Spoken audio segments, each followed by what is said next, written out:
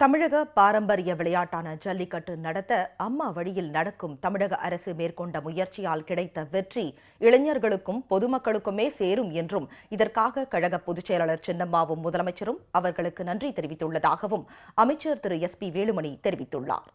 கோவையில் உள்ள கொடிஷியா மைதானத்தில் பாரம்பரிய ரேக்லா பந்தயத்தை அமைச்சர் திரு எஸ் பி வேலுமணி கொடியசைத்து தொடங்கி வைத்தார்.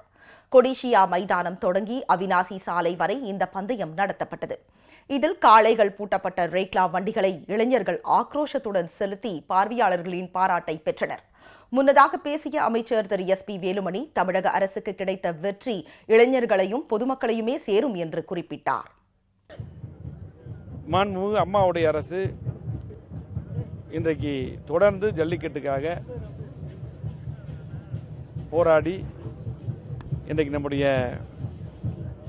முன்னோர்களெல்லாம் நம்முடைய பாரம்பரியம் காப்பாற்றப்பட வேண்டும் என்பதற்காக பல முயற்சிகள் எடுத்து இன்றைக்கு வெற்றி கிடைத்திருக்கிறது. ஆனால் இது முழு வெற்றி நம்முடைய மாணவ சமுதாயத்துக்கும் இளைஞர்களுக்கும் நம்முடைய பொதுமக்களுக்கும் இந்த வெற்றி சாரும். அதைத்தான் எங்களது மாண்புமிகு பொதுச் செயலாளர் சின்னம்மா அவர்களும் மாண்புமிகு முதலமைச்சர் அவர்களும் மாணவர்களுக்கும் இளைஞர்களுக்கும் பொதுமக்களுக்கும் நன்றியை தெரிவித்துள்ளார்கள்.